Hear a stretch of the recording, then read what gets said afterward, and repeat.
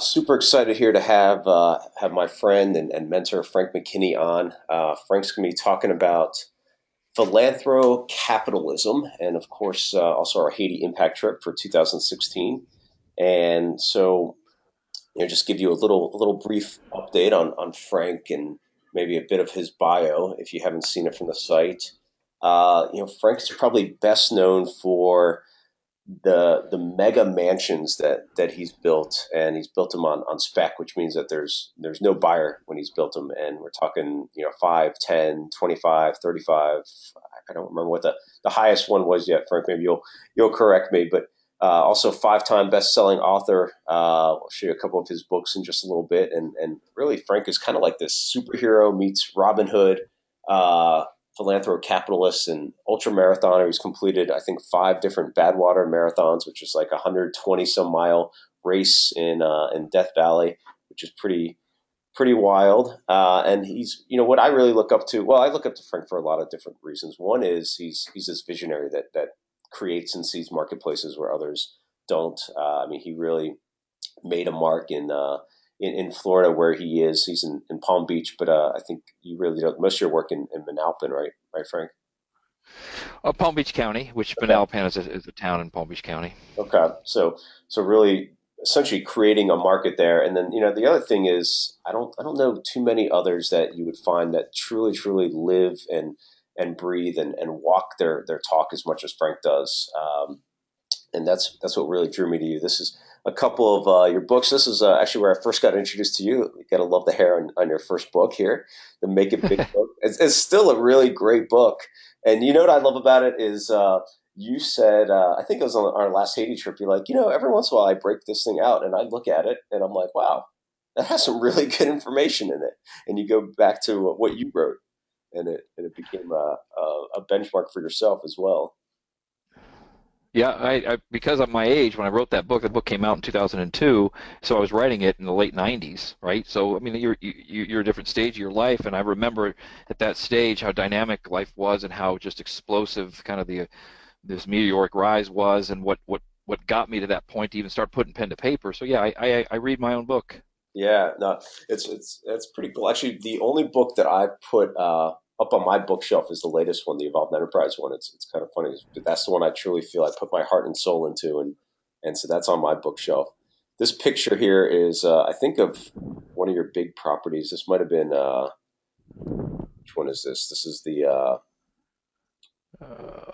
That was the 72,000 square foot house that we had designed right there. That was going to be a $135 million house. So we were the first ones to crest the 9-figure spec house back in the I don't know 2005, and somebody actually came along and bought the land from me before I ever got a chance to put a shovel in the ground.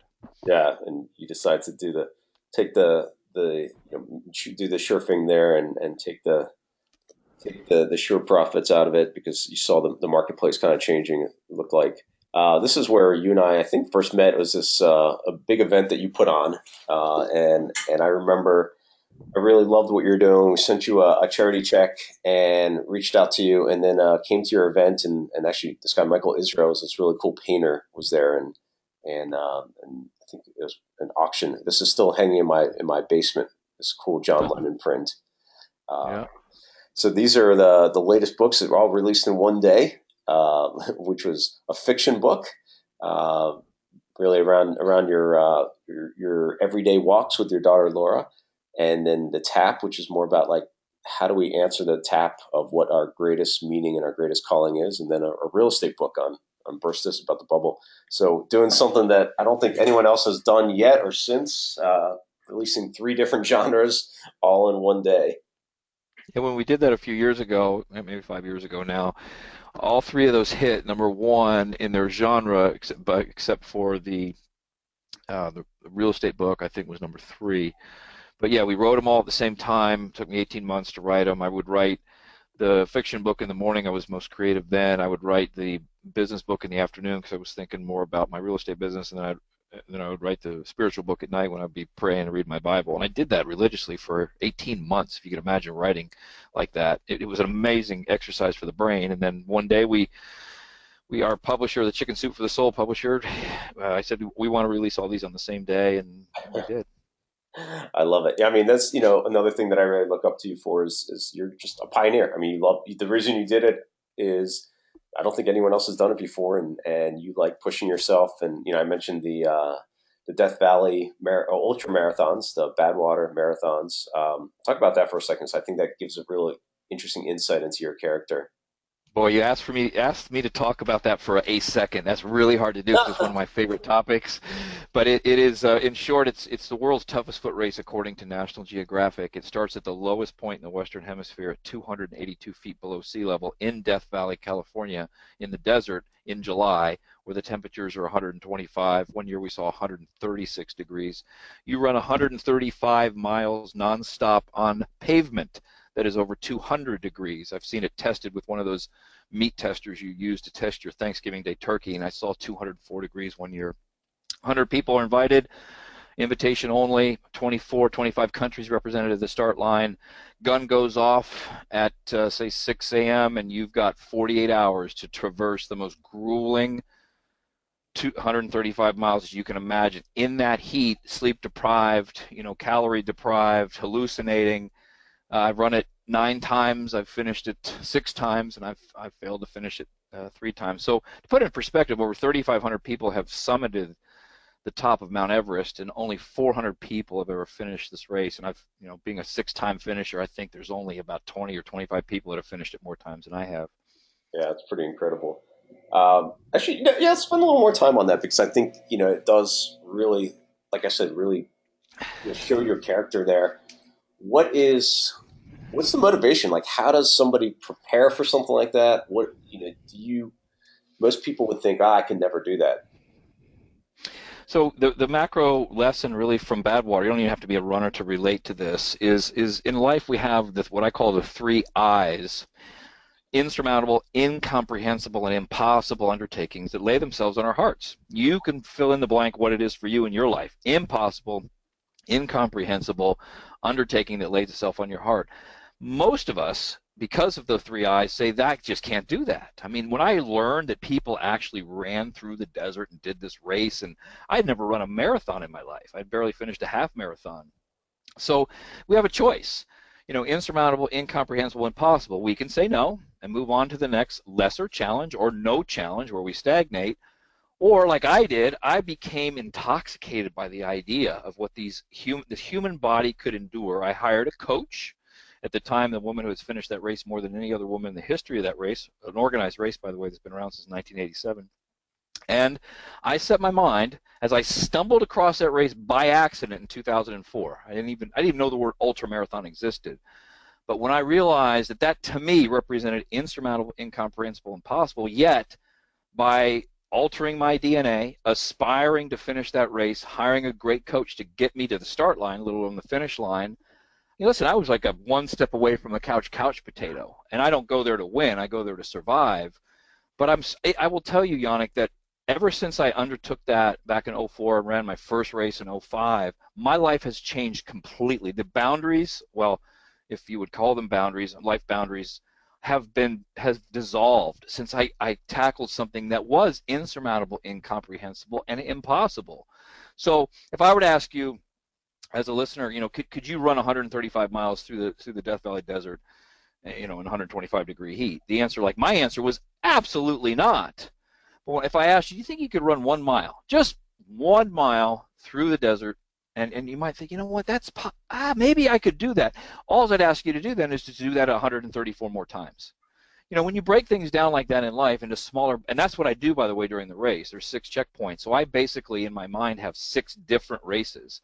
I'll change shoes, I'll take a shower, I'll put on pajamas for 20 minutes to trick my mind into thinking that the day's over and starting over, a new day.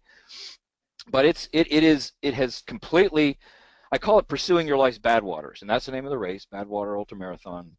And when we pursue our life's badwaters, whatever the impossible, incomprehensible represents to you, our DNA is forever changed. And I encourage you to list the impossible, incomprehensible, insurmountable, and then pursue one of your life's badwaters. That's awesome. I mean, I think we jumped into the deep end right away, and that's I love it because real meaningful conversations. I love just one mile at a time or one one of these 6 races at a time. I think the other thing, and correct me if I'm wrong, Frank, is you really did it. I think Viktor Frankl has this quote, man's search for meaning. He has this quote that if you have a big enough why, you can tolerate any how. I think it is something to that effect.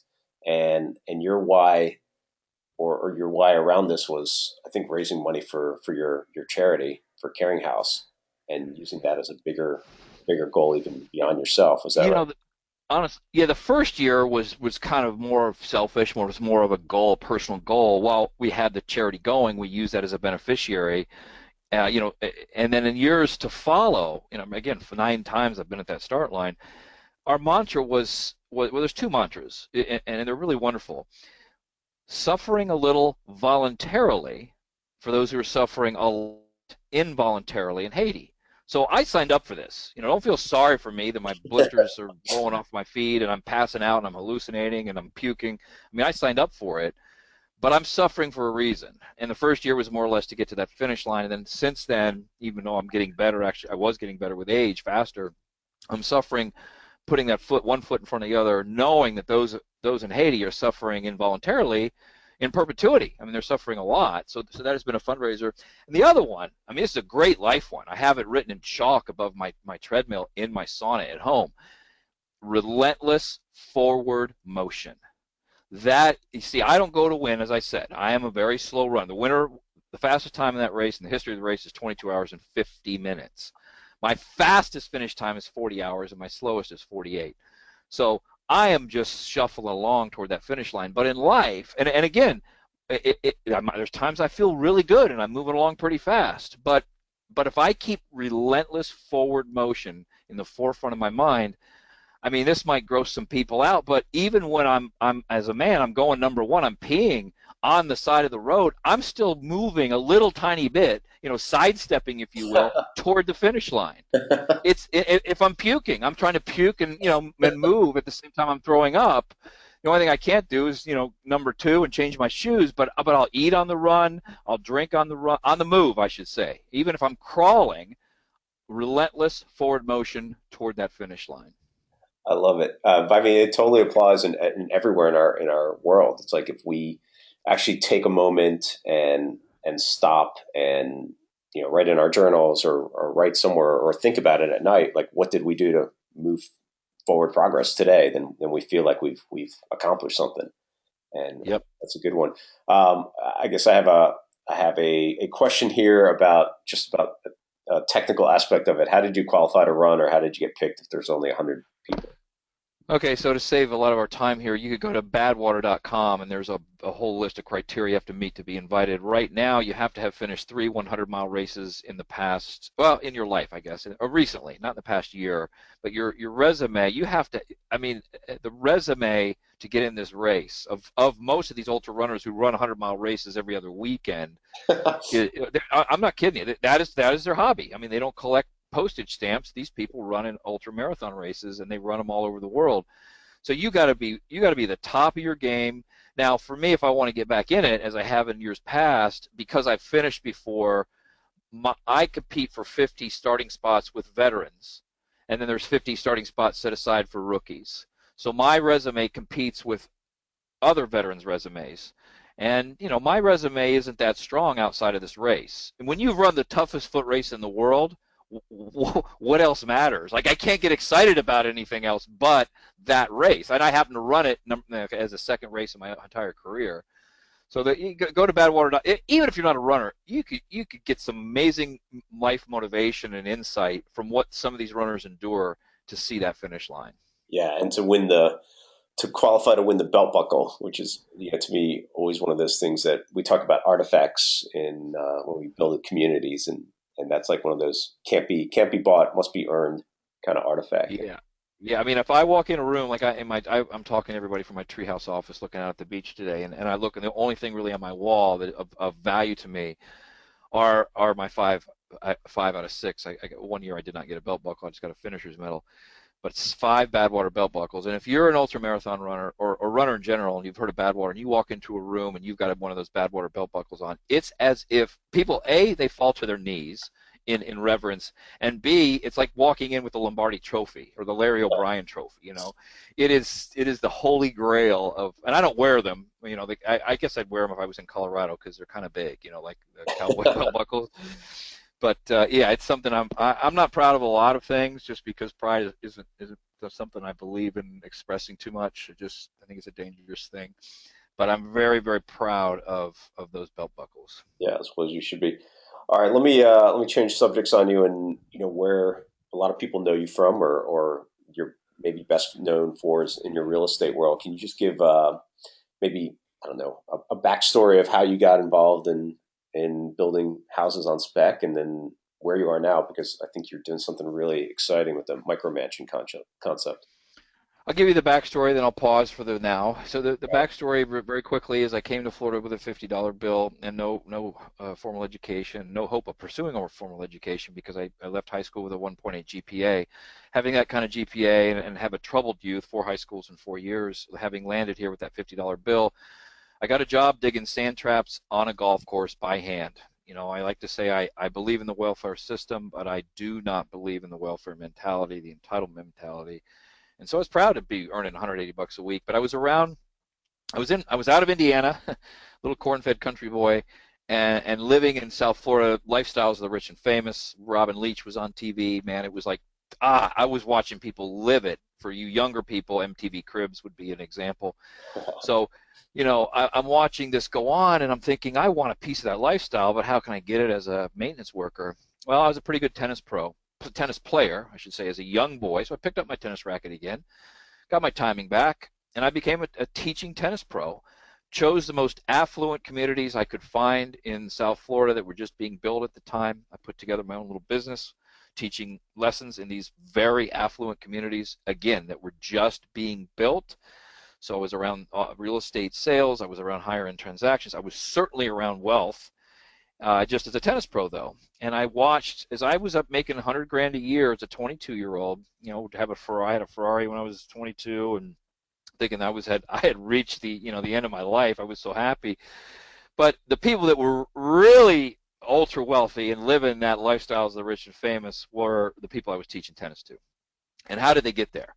Well, I picked the brains of these ultra wealthy people. I basically earned my PhD in entrepreneurship and my master's in real estate by teaching them tennis for 45 minutes out of an hour, having them sit down for the last 15 minutes because they were too tired to finish. I made sure they were too tired to finish, and asking them, "How'd you get here?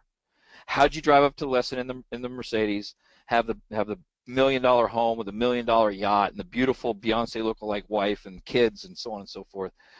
And the answer, anecdotally, always, most often, pointed back towards real estate.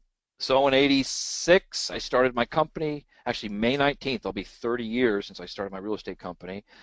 And in '87, I bought my first crack house, fixer-upper, 600 square foot house. Fixed it. This is way before any of the flipping shows and flipping stuff was going on. Flipped it, made a $7,000 profit. Yanik, it could have been monopoly money. I was so proud that the concept of buying an undervalued commodity, adding value to it like nobody else, certainly marketing it like nobody else, and being paid in real, paper green money, 7 grand. I had hit the holy grail. I was so happy, and again, proud that I made it work. Well, we did hundreds of little transactions. When I say little, under $100,000 for the first 5 years of my career. I didn't flip a house, renovate a house worth more than 100 grand. In '92, an opportunity came up on the ocean. And I said, the hell with the mid-market. I jumped all the way up to a $2.2 million house. I'll save you the details on how we financed it unless somebody wants to know.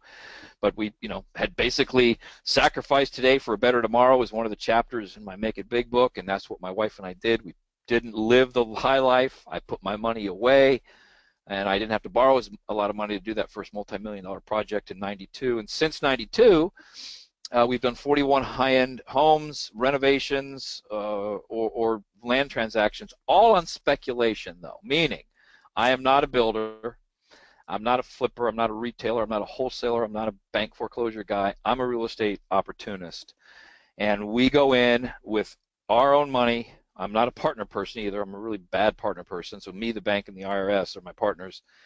And we typically buy a piece of property, tear the house down, and or it's vacant, build a house fully furnished down to the gold-plated toothbrush in the bathroom, linens on the beds, towels in the closets, put a for sale sign in the ground, and like the Field of Dreams, we build it and hope they come and believe that they come, and they have come. So, average purchase price or selling price was a little over $14 million in all 41 of those transactions. And again, we don't know, I guess in layman's terms, if you're not in real estate, I don't know when I'm going to get paid. I haven't known when I'm going to get paid for 25 years. Will they buy it? There's no Mr. and Mrs.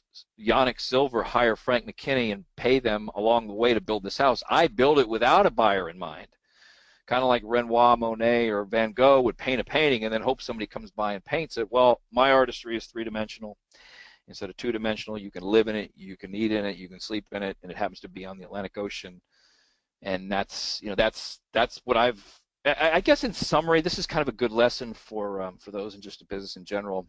Came to this conclusion. I was being interviewed for this new concept that we just introduced a month ago that I'll get into. But a person said, one of the media people said, so how have you made your money? Like, what? Wow, real estate. I mean, do you consider yourself did you make it as a builder or are you a developer? And I stopped and I paused and I said, you know where I made my money?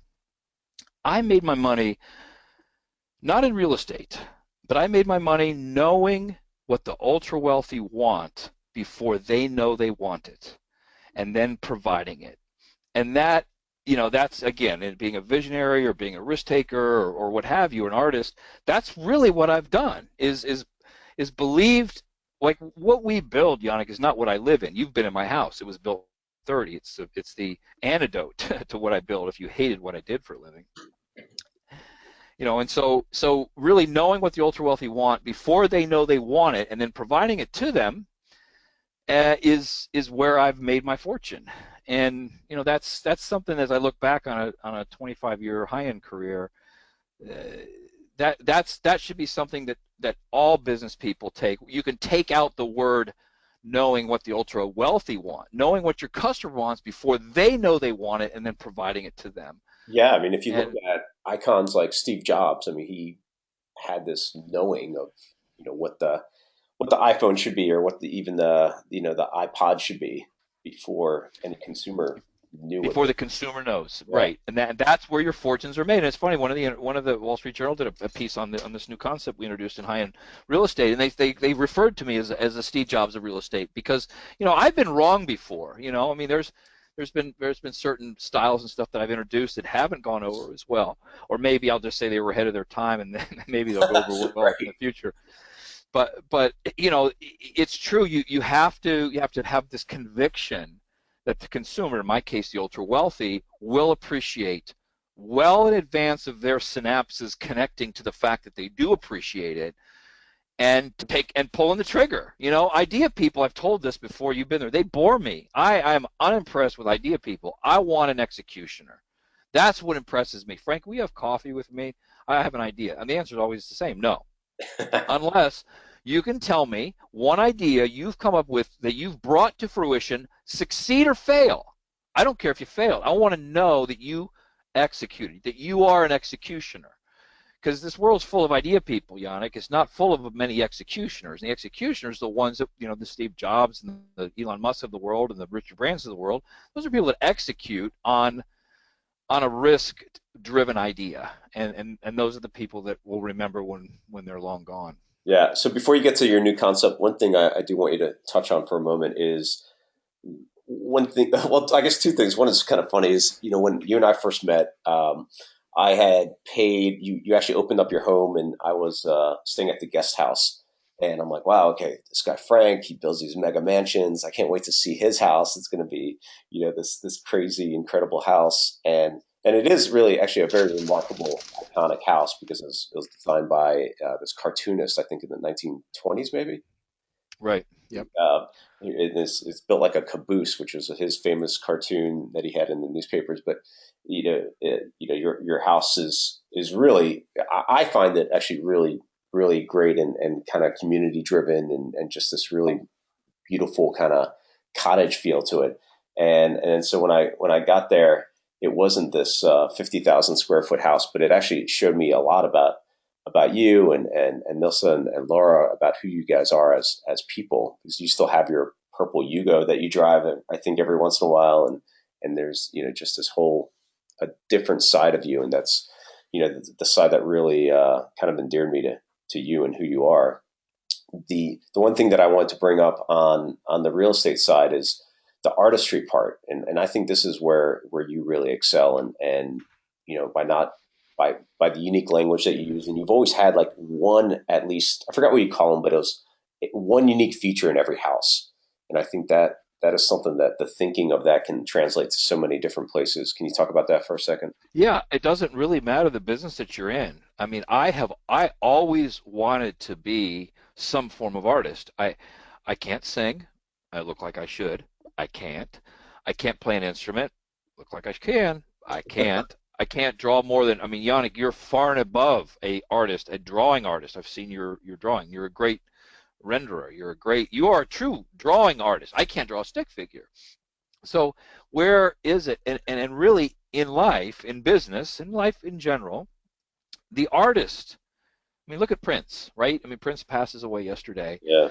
and the impact he had on the world as one of the purest form of 35 albums over 30 years, I mean, my gosh, just a pure artist. So we all have an artist inside of us, no matter how. Listen, I'm a businessman first. And I don't want to be a starving artist, right? That's another class of people. Like, God bless them. That's great. They're in love with their craft. That's wonderful. But you got to put food on the table, and we want to eventually put more than just food on the table. Some cars in the garage and clothes in the closet. So, as a businessman, wanting to take an artist approach to a pretty mundane industry, it's not the Intel microprocessor assembly line here. This is real estate. So to take an artist approach and to say, look, okay, I watch Van Gogh or Renoir, Monet, and Chagall and all these people painting and thinking, I really am that person. I just can't paint. How can I express myself in a way that, as a capitalist and as somebody who believes free enterprise should be rewarded, but as an artist, so that my consumer, who is the kind of consumer that raises a paddle at a Sotheby's or Christie's auction and pays $30 million for a painting, that's my buyer. So I need to be building three-dimensional art that you can walk into that is on that sun-drenched canvas known as the Atlantic Ocean. And so that was the gift. We all have a professional highest calling and a spiritual highest calling. The professional highest calling for me was, no, I'm not trained as an architect or a builder, but I have the gift to be able to design a house that has these wow factors, as you referenced. You have some really interesting features that I want the ultra wealthy, who, mind you, have traveled or has traveled the world and stayed in places that you and I can only imagine. I need to deliver to them a private resort. And that private resort has to reflect the only one of its kind. And in reality, when we're done, my plans are destroyed. Like, the mold is broken. There is no more.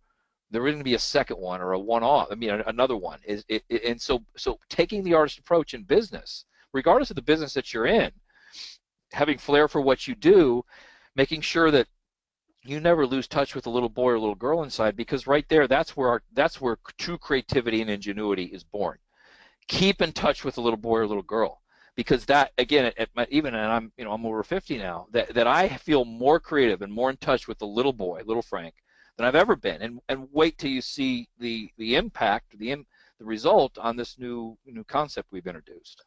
Yeah, well, let's talk about that because it would have been easy, I think, for you to just stay in what you were doing, and yeah, I almost feel like there's always this nagging call of, okay, are we using our gifts to the best degree possible? Are we using all our resources and talents in the most critical way that can make the biggest difference? And I look up to people that have continually reinvented and followed their intuition, their pathway. I don't know, their journey to what they think is next. I mean, you mentioned Prince. He was a great innovator. We had David Bowie who passed away this year as well. Massive reinventor. I mean, those are the kind of people that continue to stay relevant because of what they're doing and following their path. And so, talk about the micro mansion concept right now. Well, in a macro sense, though, I mean, life. There's two words I wish, if they're hyphenated, should be removed from the English language, and that is autopilot. Hmm. Autopilot it's wonderful for efficiencies, but then we become complacent and rest on our laurels. And in my industry, and even in what we're doing in Haiti that we'll talk about in a minute. Now, you want to get to the point in your business where you are almost ready to cruise and coast on autopilot, and then you have to pull the plug, you have to pull the fuse on the autopilot, throw the button out the window, and reinvent and start over. Because the minute you start to rest on autopilot, which, to be honest, as I was climbing the ladder of bigger house, more bedrooms, more zeros on the asking price, even though each house was different, completely different than the one before, there was a certain assumption on my part that my class of buyer wouldn't evolve.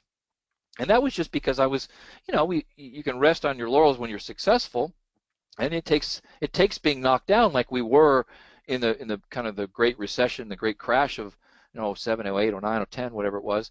And I sat back. We got very busy building our villages in Haiti. I was somewhat semi-retired. And I realized, you know what? I mean, some of the greatest people on earth, I mean, Madonna, I'm not sure she's the greatest person on earth, but a good example of somebody who reinvents themselves or rebrands themselves. I said, wait a minute, Frank, the ultra-wealthy here, they are evolving. And they're evolving based upon the times that we live in. We, meaning you and me, Yanik, the middle class, we all, and the lower class and the rich, they all have the same organ inside the skull. It's called the brain. And the brain has been affected by, and in a very, very positive way, by the lifestyle that technology has allowed it to live. The downside of that is the overloaded nature. I mean, we're all basically a functioning attention deficit disorder individuals, right? We all have this kind of 140 Twitter character mentality. Now, I don't say attention deficit disorder, attention deficit functioning individuals. We all are that. We are multitasking all the time. Now, the ultra wealthy, I mean, people that have, $50, $100 million plus, and if they're self-made, they're not inherited money, imagine the strain and the pull and the overloaded circuit in that brain. Well, here we found, as I was selling how I've studied the ultra wealthy for 25 years.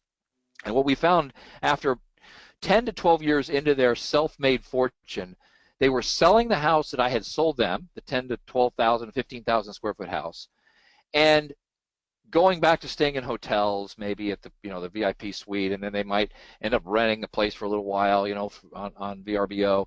But and then we found them now spending $2,000 to $3,000 a square foot to buy a condominium. So if you're buying a 4,000 square foot condominium that's $2,500 a square foot, guess what? That's a $10 million condo. And these were never condo people in the first place. So I'm sitting back and I'm watching this in my semi-retired state and thinking, wow, you know what? They don't want the mega mansions anymore. Again, there'll be the outliers since the Roman era, right, Yanik? There's been people who've wanted the mega mansions, but that's more of a testament to the ego versus practicality. Those people kind of have more money than common sense, and so what we found was huge quality drop off between a 10,000 square foot house that was selling for 25 million and a 4,000 square foot house that the ultra wealthy couldn't find. Frank, would you build something smaller? The answer had always been no. Frank, we're only staying in our house for 17 days out of the year. I'm sorry, we're going to have to sell it. Do you think you could find somebody to buy it for us? Frank, I'm only using a quarter or a third of my house now. We got maintenance people all over the place. I can't come down. My wife can't sunbathe topless. I can't sunbathe bottomless without people crawling all over the place because a big house takes a lot of maintenance. It finally hit me. Oh my! I need to, and for those of you who watch on TV, the kind of the tiny house shows on HGTV, and it is all the rage for the middle class. It's the same organ, folks. It's the brain in the skull that says that we want something more manageable. Bigger isn't better. Too much, enough. We have enough space. We have plenty of money, and money isn't the issue. So we introduced this concept a month ago called the micro mansion. We teased it for a while, teased it for months. Took me a long time to design this house. I would liken it to, in my prior houses, my thumbprint wasn't every square foot, and I was very proud of that fact. Every square foot my thumb would touch. In this case, it's every square inch.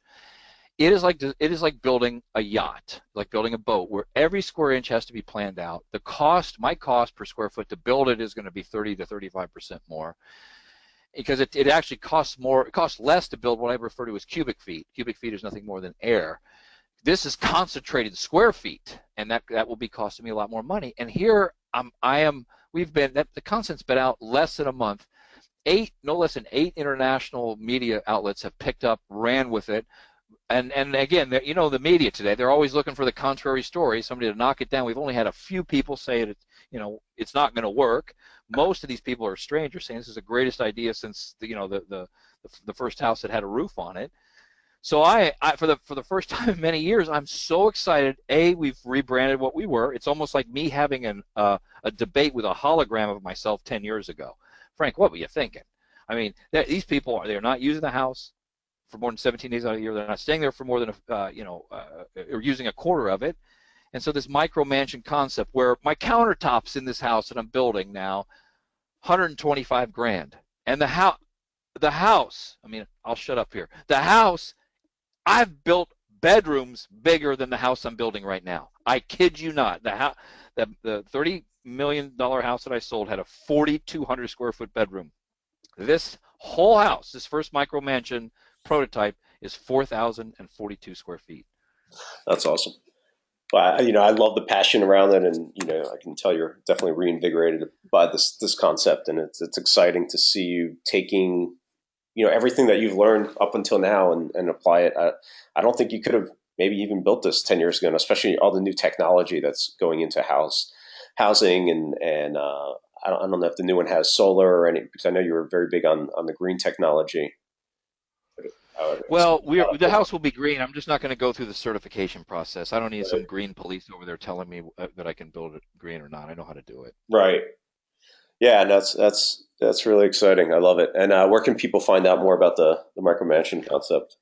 Go to my website, which is just frank-mckinney.com, and you'll see we posted 5 CGI computer-generated images of this ultra-modern house. First time I've ever built ultra-modern. Really looks like the house has already been built. The images are so real. And you can read about some of the features we're putting into it. Like my second floor master shower has actually a tree growing into it from the outside. So you'll feel like you're showering in the jungle, in the tropical jungle. And you are in South Florida. It's just the tree actually grows into the shower from the outside. The kitchen countertops, the reason they're so expensive, they're made out of sea glass. So if you've ever walked up and down the beach and picked up single little pieces of beautiful colored glass, well, my entire countertops are going to be made out of that. So just go to my website, frank-mckinney.com, and the first image to show up when you're there will be the micro mansion. And then just click on that, and it'll take you over to a more detailed description. That's awesome. Let's talk about, right before this call started, we were talking a little bit about mentorship, and I think it's an interesting concept and topic for people to hear about. One of your mentors that I had a chance to meet through you was Rich DeVos, who's the founder of Amway. And Rich also owns, was it the Orlando Magic, right? Yes. Yeah. And so how did that relationship come about? What do you tell people about mentorship as they, I would assume many people have asked you to be their mentor or things like that. Like I don't know, how does that work? 'Cause I've always been fascinated by it. Because my mentors have come through books and tapes and recordings, and that's one of the biggest ways that I've gotten mentorship. Well, you and I are really big on mentors. You and I feel the same way about finding mentors in life, and I am with you, Yanik. People, the people you really want to have mentor you are typically really busy, so they're not going to do it. The second best thing is to read their books and listen to their tapes. So I have every single one of Rich DeVos's books here. I've read them. Anytime he gives a speech, by the way, he's 90 now, so he's not given hardly any speeches. He's actually not doing all that great. But I would go to hear his talk. I mean, it's pretty much the same talk every time. I would go hear it wherever he was. And I didn't care if it was more or less the same talk. I got something new out of it every time I went. Yeah. And then I, just like you with Richard Branson, if I could be next to him or with him, as he would invite me to fly to an Orlando Magic game, and again, he's whatever the 65th richest person in the world, and And that's not what impressed me. Actually, he's the one who taught me a lot about philanthrocapitalism. He's the one who taught me a lot about pursuing my spiritual highest calling. Matter of fact, I give him almost all the credit for helping me open that door in my life. And so we sit on the plane, and again, we're in Palm Beach County here, and he owns the Orlando Magic. Well, I'm like, Rich, couldn't you own the Sacramento Kings or something? Because the plane ride was only 25 minutes versus 4 hours, which I would have really liked that a lot more. And just spending that quality time with him or in his house, and not going in there like the first time I met Trump, I had a bunch of questions, like a list of questions for him, and I don't think that's the best way to approach a mentorship. I think it's more, I mean, listen, your mentor, anybody listening, is just a human being. I mean, he's no different than you, or she's no different than you, other than he might have had more successes perceived by you. But once they get to know you, I mean, I know Rich sees me as an equal. Trump was fascinated by, when I first met him, by what I did for a living, because he had never built high-end single-family spec homes. He did a lot of high-end stuff, mostly condos. So he spent, of my first meeting with him, which was all of 45 minutes, I think 40 minutes was him picking my brain, and the last 5 minutes I got a question or two in, and he said, "Next guest." I was out of there. So a mentorship is more of a dialogue. It's more of a discussion. It's not a put a guy on a pedestal and be nervous in front of them. A true mentor will make you feel at home. Will make you feel comfortable. They are no different than you and I, and they want the best for you. I mean, a true mentor wants to bring out the best in you. And for me, and I don't want to get too deep into this, but my kind of new saying as I'm giving my talks is motivation washes off in the shower and goes down the drain with the soap at night. Inspiration wears off like the effects of a bad sunburn, but aspiration will change your DNA and forever change the life of those you love, and of course yourself. Well, my mentors caused me to aspire to something great. Like, you can go to Facebook or wherever and get an inspirational quote, but guess what? You won't even remember that tomorrow. You will not. I mean, and if I did a bad job today, I've inspired you and motivated you, but if you don't aspire to something greater, then I didn't succeed. Mentors cause for you to aspire to something greater than you are right now, and I encourage you to seek them out. Be it, it could be somebody in your community. Like, there's one lady that runs a soup kitchen here. I like going sitting with her. She makes 25 grand a year, but she is a mentor to me on my spiritual side, on what we do in Haiti. So make an effort. And the worst thing that somebody can do that you look up to, if you ask them to, don't ask them to mentor you, by the way, right away. That's Right. kind of intimidating. Yeah. Just ask them if you can spend half an hour. And I set aside every Friday, and it would be usually right about now. I do coaching for people. I don't really like coaching that much. I mean, but people make donations to the charity, and I'll coach them. I have maybe a dozen coaching clients that pay a lot of money. I don't even advertise it. But I make time every Friday for somebody who can't afford it. And they're typically your younger people that are looking for some advice. And I don't make a commitment beyond that one meeting. That's what you kind of want to do, is just ask for 30 minutes of somebody's time, and don't don't usurp and say, "Can I call you tomorrow? Can I call you the next day?" Put a goal out in front, something you promise to do, and do you mind if I contact you after I've done A, B, C, or D? And the answer, when somebody tells me that, if it's a big goal, I'll say, "Sure, tell me that you've done it, though, or at least tried," versus having me help you along the way. What's an interesting story is you told me about having Rich write, I think, the forward for one of your books. I can't remember which one it was, or I think maybe it was the Tap. Was it Tap, or is it something else? Might have been before that. But No, it was my first book. It was Make It okay, Big. make it big. Okay, and basically, I think you can tell the story better than I can, but I just remember you not going back to Rich until it was done. That's what I learned. I was so intimidated by him at first. When I asked him to write the foreword for my book in '99, which I was just getting the manuscript together, and I'd already been rejected by a few, actually, agents. I didn't even get to the publisher point. Agents weren't even interested in ripping my first book. And he said to me, and this is wisdom. Here's how naive I was. He says, "Frank, I will be glad to write the foreword in your first book. You're an interesting character. I like what you're doing in my town with the houses you're building. I'll tell you what, when the manuscript is finished, when you have a contract signed by a publisher and you've got a publication date, come back to me and I'll do it." I'm like, I went skipping home thinking that's going to be oh, great. I got a foreword. Well, getting a manuscript done then getting it sold, and then ultimately getting it published. And there's 650 books that are published every day, brand new. So by Monday, there'll be 650 new titles out there that weren't out today. So the likelihood of me succeeding, or at least getting to that point, was so remote. I think Rich knew, you know what, he's going to be like the rest of them. Big talk. And again, I do talk big, but he ain't going to follow through. And it took me almost 3 years, Yanik, until I finally checked all three of those boxes. Manuscript done, bought by Wiley, and had a publication date. I went back to him. I showed him proof, and he says, wow, you know, you did what you said you were going to do. I did not bother him for those 3 years, and he wrote one of the most beautiful forwards I could ever ask for. That's perfect. I love it. All right, let's change gears maybe to some of the work in Haiti, because I think that's interesting.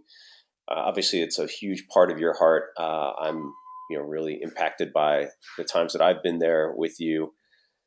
Can you talk about the origins of Caring House and how that showed up? And then, one of the things I know that people really want to hear about is how do you run your charity like a business to create maximum impact? Yeah, let's start there. I don't. Maybe we don't start there. Let's start why we're in Haiti. Haiti's the poorest country in the world, and as evidenced by the World Health Organization, and well, I think that's the only one that really matters that ranks them. Poorest country in the world, and so the average age there, or not average age, the life expectancy is 47 years old. 22% of the children do not see their fifth birthday. For those of you who had kids, just imagine that. You got a 22% chance your kid doesn't see its fifth birthday. They live on less than $2 a day.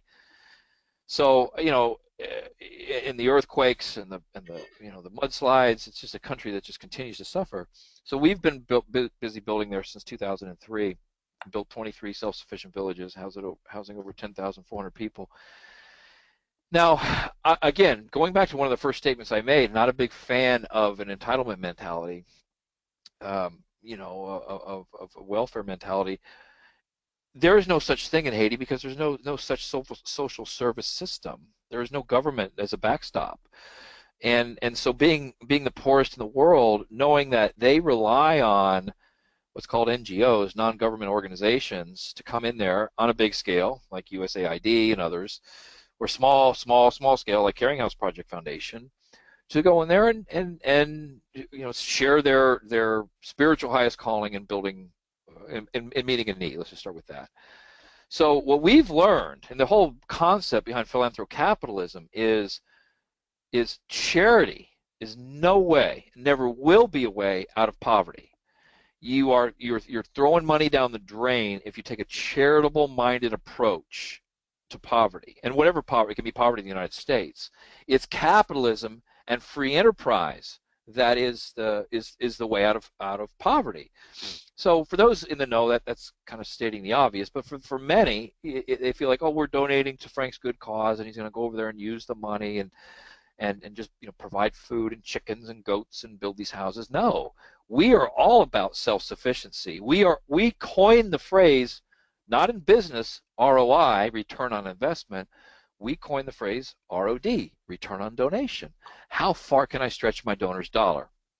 And we're really proud of the fact that for a little less than $4,000, and if Hunter Pascal's listening on this call right now, I just saw that you donated to build a house in Haiti. Thank you, Hunter. It just came up on my computer screen. For a little less than $4,000, we can build a concrete house for a family of 8.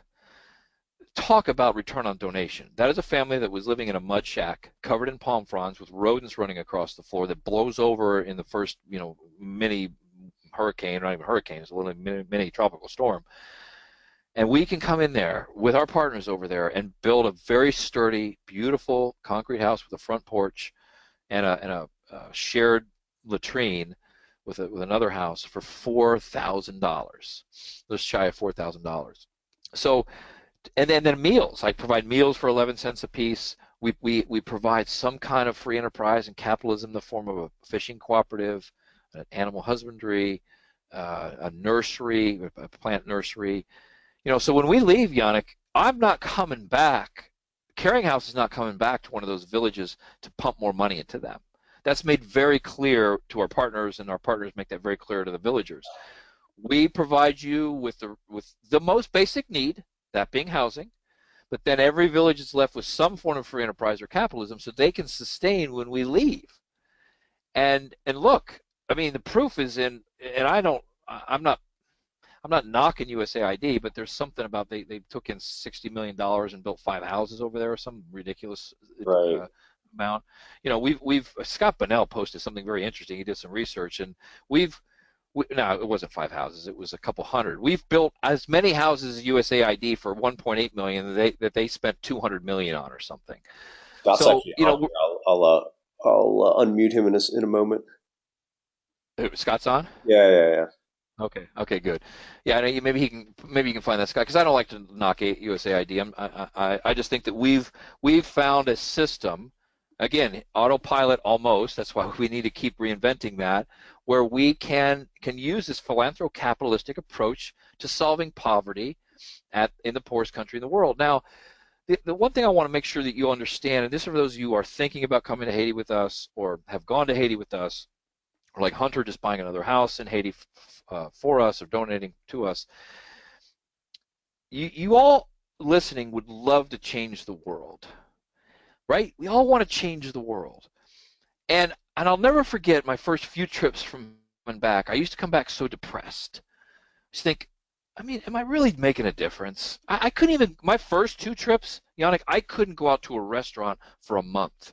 I couldn't go out to eat. Like, who am I to go spend 20 bucks on a hamburger in Palm Beach when these people are literally eating mud patties, dirt flavored with lemon juice and bouillon? And that's why they have the distended bellies, because they're taking in all these parasites. Who am I to go out? I was in a funk. I had to consult with my spiritual advisors to say, help me. I don't want to go back there. I'm done. I mean, I feel like shit coming back here. Actually, it was Rich too that helped me. He says, Frank, you need listen. You're there was a saying, and it's not mine, but it's something goes to the effect that be careful you don't weaken the strong as the strong are strengthening the weak. So, something along those lines. I forget that quote. Somebody can look it up for me. It's beautiful. It's true. Like here, we're trying to strengthen and help the poor, and I was being drained. I needed to take care. I need to feel good about going out to dinner. I need to feel good about making money. I need to know that God put me on this earth to be a capitalist and to sell these houses for tens of millions of dollars and not to put more effing cars in my garage or clothes in my closet or food in my pantry, but to take those blessings that God had given me and to share them with those less fortunate. I'm in the housing business. I build housing for people who don't even need it. Shouldn't I be over there providing housing to those who don't even have it? And so back to changing the world. So down and depressed, and I'm not making a difference, and then it dawned on me: the world is not 7.5 billion people. The world isn't perceived as a mass of 7.5 billion people. Everybody listening on this webinar, you perceive the world as an individual, as one person. Your world is just that. It is the world. It's nobody else's world but your world, the world. And when we go over to Haiti and we take one family, and inside that family are 8 individuals, and we turn around their life by building these self-sufficient villages and these beautiful concrete homes, guess what? We didn't change their world. We changed the world because the world is all that matters to them. That little space is the world to them. So I know I can put my head on the pillow at night, and everybody who's participated with us, and any of you who want to go with us in June to Haiti, we got 9 seats left. You get a chance to change the world. Not their world, but the world. That is so powerful. And for those of you who have been blessed with the resources, like Hunter just making his donation now, thank you. chpf.org if somebody wants to make another one while we're talking, but I prefer you come to Haiti with us. $4,990 is what it costs to come to Haiti with us in June. Now, what do you do with that money, Frank? Well, $4,000 of it builds a house, so you know you've provided shelter to one family that was living in that mud shack. You build a concrete house for a family of 8. That should be enough right there. The $990 pays for your airfare to get over there, pays for your hotel while you're there, pays for all your transportation, pays for all your food. This year it pays for all your booze. which we wouldn't do last year. It pays for your security, your translators. It pays for everything. You can leave your wallet at home once you get on the plane to go over to Haiti. So for that $4,900 donation, you have changed the world, and guess what? You've changed your world, because you will never be the same, right, Yanik? I mean, you've been how many times? It's a trip we just don't want to miss. Yeah, I think I've been either 5 or 6 times. I can't remember now. It's each time is different, and each time is like you said, it is life changing in so many different ways. But it's not just. It really hit me last year when one of Scott's workers, the partners that we have at Hope to Haiti, that they're congratulating me and saying thank you so much for helping build these houses and for giving us the money. And I said, well, it's a partnership. It's not, we can't do it without you. And we actually want to give them the work to go build the houses, so it stimulates the local economy. And honestly, like, if there was nobody to give the work to, or to give our blessings to, then it wouldn't be that same give and take. Like, we wouldn't have I don't know, almost like breathing. Like, you're missing a part of it if it's only exhale only. If it's only give. Right.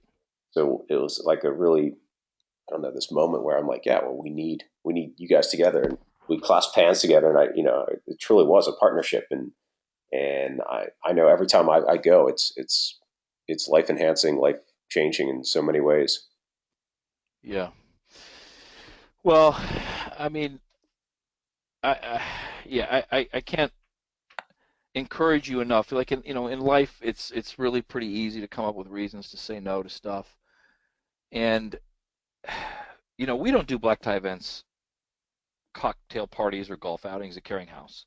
We do life experiences. We provide, be it the Palm Beach experience where I met Yannick many, many years ago, where he came down and spent the weekend down here in Florida. We toured the mansions. The Haiti experience, it starts here at my house on the ocean. We have almost like a Last Supper type dinner, long table, 40 to 50. Last year we had 60 attendees, 60 travelers. So you get to come up in the treehouse where I'm talking to you from tonight, get to meet some great people, all like-minded people. It's fantastic, the network and the networking and connections that are made there. And then, the next day you're on a plane leaving the richest county in Florida, one of the richest counties in the state, and you're in 2.5 hours, 2 hours, you're in the poorest country in the world. And then eventually, when you're driving, you're in the poorest suburb of the poorest country in the world, City Soleil, leaving Port-au-Prince. So, and it's wonderful to write a check, and if you can't go, then scholarship somebody that can't afford to go. But donors, a growing class of donors, are these experiential donors, which is exactly what we do. We immerse them, immersionary, in this experience for a very short period of time. Mind you, you're at my house at dinner on Wednesday night. You're in Haiti on Thursday. You are back home to Florida of Saturday at noon. And if you live in Ukraine, you can be home Sunday. So, we pack a whole bunch in, right? I mean, these are 18-hour days, and that experience that you'll be able to have, um, and knowing that you built a house on top of having that experience, and get to see the village that you actually, if you donate now, your money will go to the next village, because we're almost done building this village. But you'll get to see the type of house that you're donating to. You'll meet the people. For those who are more adventuresome, we're going to spend the night in the village, which we did last year, Yeah. and Yanik did it. Maybe you can talk a little bit about how that went. It's pretty much everything you would expect it to be, and different. I mean, we as Frank said, that it's not just about going there and, I don't know, just kind of seeing things. It's truly immersing yourself into what is going on in Haiti for those 2 days, and it's a deep dive. And we started something about, I guess it was 2 years ago, where it was a handful of you guys that did it, and then we expanded it out now to a bigger group, and it was just really amazing. We did it. It was for the first village that we actually named for somebody. One of our Maverick members, Jordan Guernsey, and it's a Guernsey family village, and it was just so incredible, because at night we went house to house with these solar lights that we were giving to each house, and showing them how to use these new solar lights. And then at the end of it, we were just being serenaded by this kind of impromptu singing from the entire village. And your daughter Laura was like the center of it. And they love anyone with blonde hair is intriguing, and she was just engulfed in this amazing, I don't know, just joyful, just expression of gratitude. And it was something else. And then we all got mattresses that we were donating to the village afterwards, and we slept there in the community center that night. And I wouldn't say it was the most restful sleep that anyone ever got, but it was a true experience for sure. Yeah, the cool thing is, here you're if you remember, you're being driven back to that village and it's so remote, it's so far away. There's more white in the sky than black with the number of stars that were Yeah, out, and yeah, and now we're safe. By the way, actually you're safer in that village, sleeping in that community center, than you are sleeping in your own house, because there's about 10 armed guards that are around that building that night. So there's nothing that's going to happen to you. Matter of fact, I was comfortable enough to allow my daughter to sleep there, and so those are the kind of things that you can't do anywhere else, and you'll get to go to the book, go see what I call the before pictures. Like you go get to see how these people were living before they got the beautiful houses, and then the yeah. after I got a picture. picture of that on here. I think this is Yeah, the house here. yeah, in the background you can kind of see Yeah, how that's a perfect example of a mud shack covered with a tarp and some corrugated metal as a roof. And then the other thing, we go to the schools and we teach. We go to the orphanage, and heck, the games that we play, right. right? I mean, that's just insane fun. And the kids, the orphans coming back to the hotel, Well, that's something that, new that you added last year, and I loved it. Was we bring the orphans back into our hotel. We're actually in a former Club Med, which is pretty nice on the water, and we brought the kids back for them to experience what it's like to hang out and have fun in the pool and on the beach, and that was so well received that we're going to do it again this year. we are. And I don't know if we're going to be able to bring them back to that hotel, because the hotel has changed ownership. But we're going to do some. We're going to bring them somewhere. Doug's working on that. But Yeah, I mean, the point, I guess the big takeaway is, for those of you who want to come, or can't come and want to think about scholarship and somebody to come, because there's plenty of people I have on a list that can't afford the donation, is where else can you go, or whatever charity can you donate to, and know that they have this ROD mentality, return on donation, inside that 49.90. You're paying for a house. You're everything's covered. I mean, everything, one donation. So for those who are a little bit maybe less altruistic and more into the tax write-off, the $4,000 is a full charitable tax donation. The other $995, with the cost of the trip, we talk business there. You can write that off as a business expense. I'm not your accountant, so make sure you talk to them. But the whole thing is a deduction. And if you are altruistic, you care less about the deduction. Where else are you going to have that kind of impact? $4,000 on the family of 8, and the $990 on you. There isn't another experience, and we've perfected this, by the way. I mean, this isn't the first trip we've gone on. We've gotten better with each trip. We know what you like. We know, like, for example, for those of you who don't want to stay in the village, the hotel we're going to stay in, if it were in South Florida, would be a $400 to $500 a night hotel on the ocean, jet skis, rum runners, great food, safe, secure. Rooms are probably, I mean, it's a 5-star location with maybe a 2.5-star rooms. I guess the rooms are a little bit nicer now, according to what I heard. 4 stars But, for Haiti. what's that? 4 star for Haiti, yeah. Maybe for you it might be a two. For you and me it might be a 2-star. But when you hit the bed, you're asleep before your head hits the pillow. You're so tired, so it doesn't really matter. Yeah, so if you guys have any questions about the trip or anything else, drop them in the Q&A box here, and we'll see. Frank can stay on maybe a tiny bit longer and cover some of these. I'm gonna going to bring in maybe Paula. I think I saw her on the attendee list too. Yeah, is there a way I can see who's on the call? I can't see what you I see. don't I don't think you can. I think I can only see it on my Okay. side. Okay. Paula, are you there?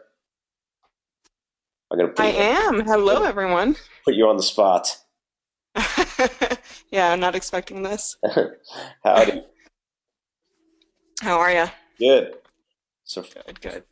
can you talk about? I mean, your experience might be incredibly different than what anyone else experienced there last year, but maybe you can just share a tiny bit about what it's like. You've been there now twice, three times. I can't remember how many times you've been there. We had been there twice, and one time we sent some of our employees because we weren't able to make it.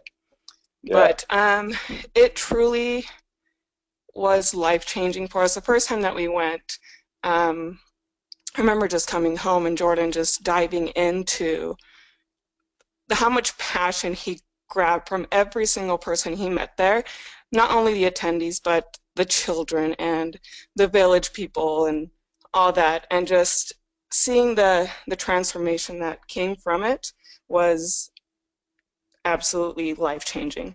Last year when I got to go for the village, it was very emotional, and as you guys experienced as well, you could feel the passion, the gratitude, and just the joy that came from every single person in the village. And you could feel Jordan's spirit there. You could feel just everyone's so vibrant and happy, you know. Here we are, some of us, and very well off, and very grateful to be where we are. But when you see someone just happy to have a mattress or a roof over their head and be full of joy with having that, it changes you. It changes, like Frank says, your DNA, and you come back home and you strive to do more and to do better, to provide more and to help change other people's lives and worlds, and it's incredible. yeah, absolutely. Thanks for sharing. Frank, you got anything else before I mute? Yeah, I just wanted again. I want to pull back to the macro message here, and some of us are more business minded than we are, spiritual minded. Let me just share with you that everybody on this call, everybody on this planet, really has a professional highest calling, and that's defined as what you do for a living, what God gifted you to do better than anybody else, and make money at doing it. And I'm not talking to the socialist here. I'm talking to the capitalist on the call. Bernie Sanders, you can hang up the phone. We're talking to people that really understand free enterprise and capitalism. And so you know what Yanik's is, you know what mine is. I'm sure, I hope by now you know what your professional highest calling is, and if not, you're going to find it. What I learned late in life, I mean really into my mid-30s, it took me to understand that I had a spiritual highest calling as well. And that really was as defined by sharing the blessings God has given me with those less fortunate than me, shining that light on someone else's path, and not only lightening their path at the same time, but brightening my own. And when I was able to dovetail my spiritual highest calling, building self-sufficient villages in Haiti, with my professional highest calling, again, it's the same line of work, it's a housing business, I kind of skipped over happiness and landed on joy. And mind you, I'm not smiling every day, and I've got my bad days, and I'm a sinner saved by the grace of God. I am no angel. I continue to struggle with things in my personal life, just like everybody else does. But having the connection to that spiritual highest calling, you will find that, if you haven't already, by coming to Haiti with us. I'm not a Bible thumper, a pulpit pounder. I will tell you that if you can get rid of the dogma from your mind associated with the Bible and the intimidation and confusion and the Old Testament, the New Testament, and you simply look at if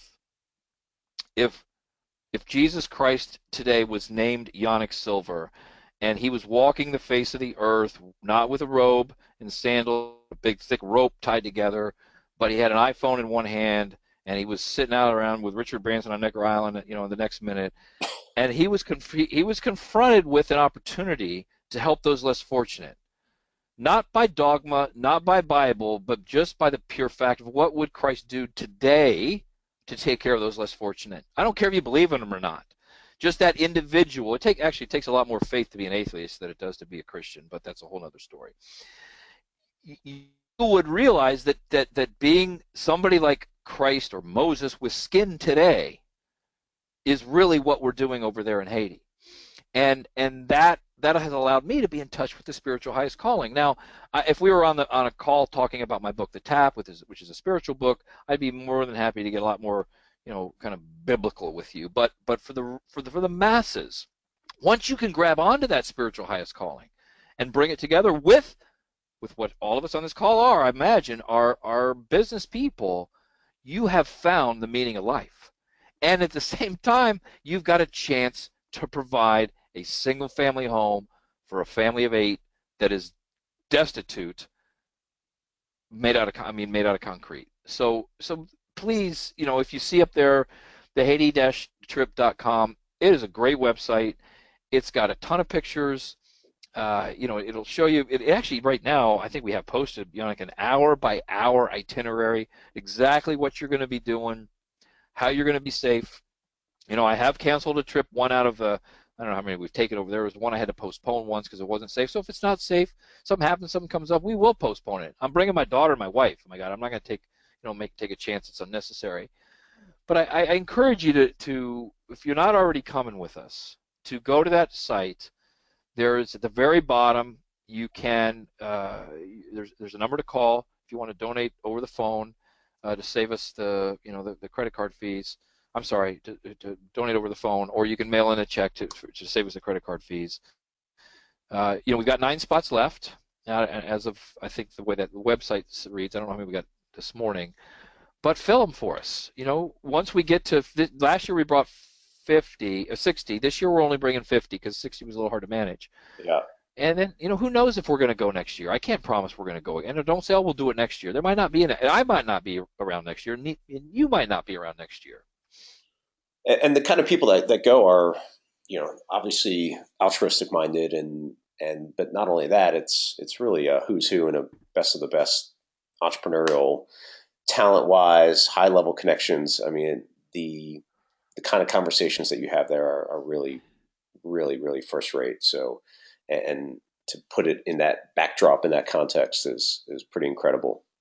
So it's something I would absolutely recommend. I mean, this is why we get behind it every year, and there's quite a few Maverick members that go, but beyond that, it's other entrepreneurs who are part of your network, part of our extended network of friends, and it just grows from there. And we're selective of who we want to bring, and it's just an incredible, just a handful of days, and it's really not that much, and it's well worth your time. And it's really the epitome. I mean, your whole book, Evolved Enterprise, is a very it takes a very similar approach to my TAP book. My TAP book's a little bit more spiritual, but really, finding this greater good in the form of philanthrocapitalism is what we're doing. So if you read Yanik's book, you're accomplishing the primary thesis of his book. And Yanik, I noticed you were typing on the chat thing there. For those of you still on, I just realized Doug is out of town. Doug's actually out of the country, the one who coordinates all the logistics. So if you want to put up my phone number, if people want to sign up today to grab one of those last few spots, why don't you just put it up there? And I'm going to say it out loud for those of you who can't read that, but it's 561-662-4503. And if you got questions you don't want to be seen by the public on this webinar, call me, and we'd be glad to answer them. We do have some kids that are going, by the way. I got a 16-year-old that's going by themselves. I got 2 17-year-olds that are going by themselves. When I say by themselves, without parents. I've got an 18-year-old that's being sent by their parents as a graduation gift. We've got a number of people who have scholarshiped other people to go who cannot go. So, it's wonderful you can go. It'd be great if you can go, but send somebody else if you can't go. Yeah, absolutely. I got Scott on the line too. Do you want me to bring Scott in? Yeah, absolutely. He'd have a really great. All right, Scott, how you doing, sir? Hey, Yanik. Hey, Frank. Scott. All right, Hey. Scott Bonnell is our partner on the ground who runs Hope to Haiti, and we just bring you in to hear from your side. I mean, it's been fantastic being able to not only be partnered with Frank and the Clearinghouse Foundation, but making connections with Yanik and the Mavericks and the guys, just for the efforts in Haiti it has changed our organization. We're doing things we never dreamed was possible because of the connections and passion and the entrepreneurial spirit and wisdom of people that come on these trips has just been amazing.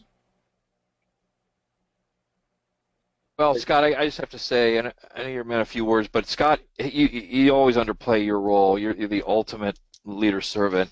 You know, Scott is our primary partner in Haiti, and he is our eyes and ears over there. So we don't have to hire a $70,000 a year salaried person to go over there. You know, Caring House doesn't have any employees on the ground in Haiti. Scott is our partner. Scott executes on the vision of these self-sufficient villages. He's the one who has the employees that are Haitian and speak Creole and get this village. Listen, this is an entire village that gets built in 6 months. I can't even get a permit for one of my houses on the ocean in 6 months. So his efficiency and adherence to our charitable donation commitment letter, which we both signed, that outlines exactly what's expected, and I'm representing my donors in that letter.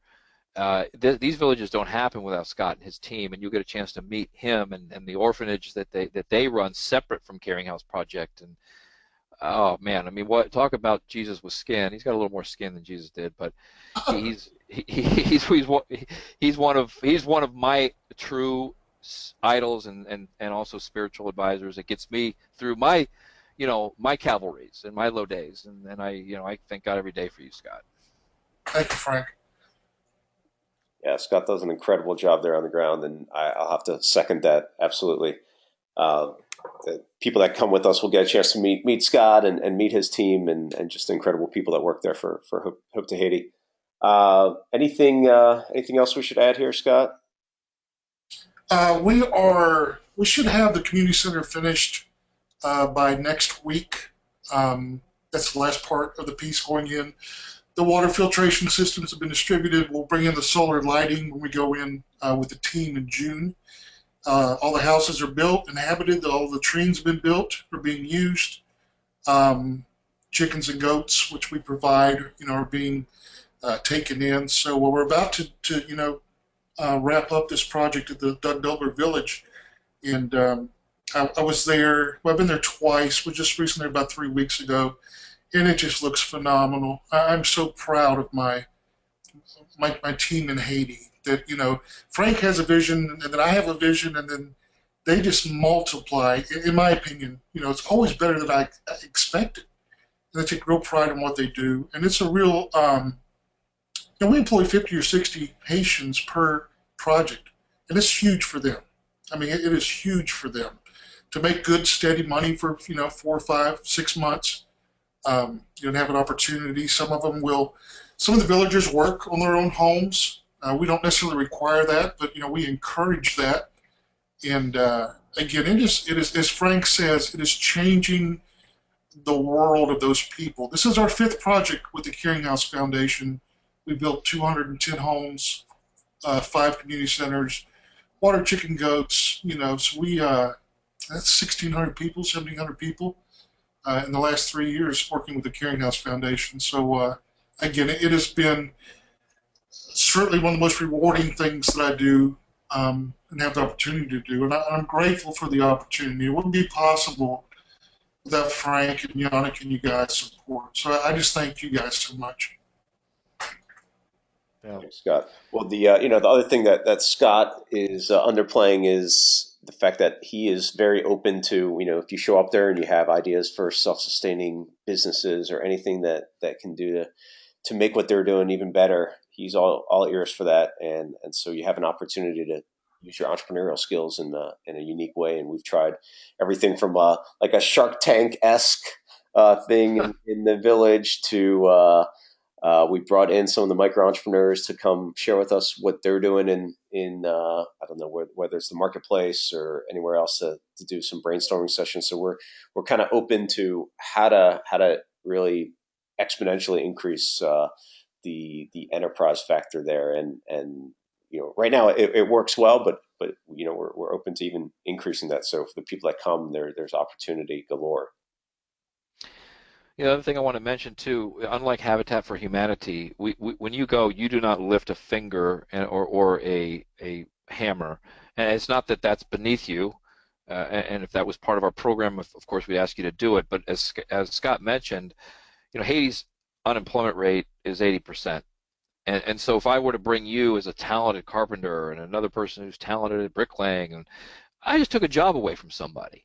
So we employ all Haitians to do the work in our villages. We don't export anything material-wise. We buy all their concrete and all their steel and all the corrugated zinc for the roofs. And so, you can feel good that you're pumping a lot of money. As Scott said, 50-plus people work on each one of our villages. Imagine, and that's going on for 6 months, and we don't stop. I mean, when this village is done, we'll go on to the next one. That's been going on for 3 or 4 years. So you're making a huge impact on the local economy.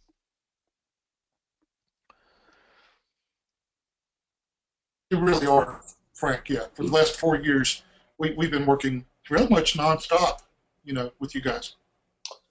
All right. So once again, that website is Haiti-trip.com. If you want to sign up or you want to buy a scholarship for someone else, and then Frank put in his number. I put it in the chat window for everyone: 561-662-4503. If you have questions there, I think. Well, let's wrap it up here, Frank, and then what I really. I'll let you say the last piece, but the thing that really stands out for me is from your book, Make It Big, rule number 33, which is you cannot brighten another person's path without lighting your own. And this is just kind of the epitome of what we're doing here in Haiti and what you've done all along. So, I thank you for that. And I think it's just a perfect metaphor, analogy. I don't know. I get those confused of what's going on. I think that, in addition to Make It Big, in my book, The Tap, I talk about the 7 stages of feeling the tap. And I'm not going to go through all of them here. You guys should read the book. But, you will have your different reasons for going over there. And I'll tell you that there's no doubt that you'll feel better. You'll come home feeling really good about yourself once you go over there. And Lord knows we haven't been told we did a good job since we were little kids at Little League or something, and maybe even then a lot of you weren't told you did a great job as a kid. But you'll come back and you'll feel a lot better. I don't go over there to feel better. I go over there because it's a responsibility, it's a stewardship, it's a calling, and my calling is no bigger than yours. Just because we.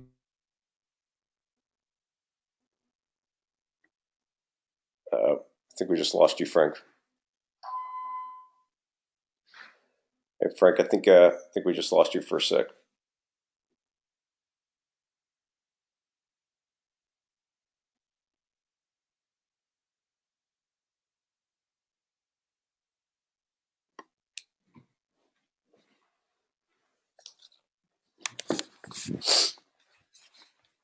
Hey, Frank, if you can hear me, we can't. I don't think we can hear you on this end.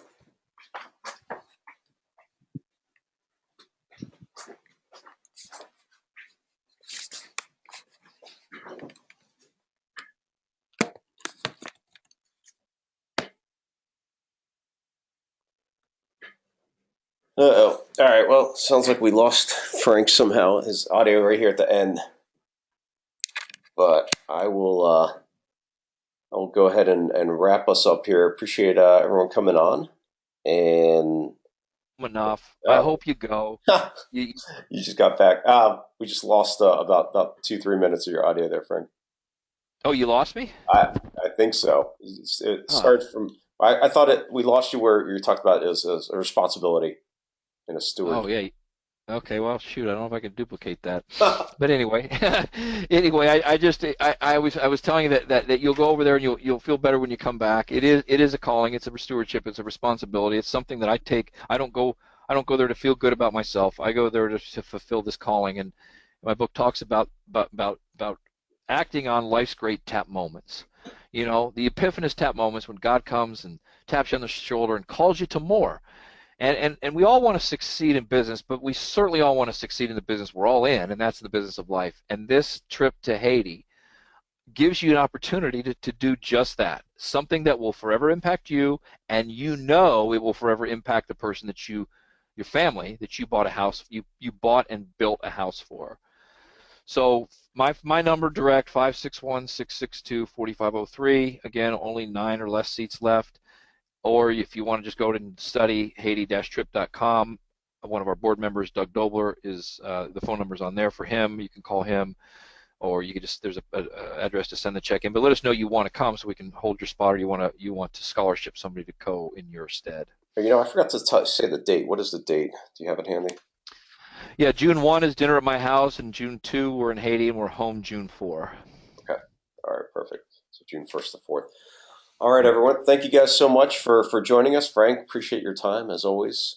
It's always insightful, and I just love hearing your wisdom, and I enjoy the time that we get to spend together, and Haiti is absolutely one of those highlights. So thanks so much for what you do, and Scott, thank you for all you do on the ground, and talk to everyone soon. Thanks, everybody.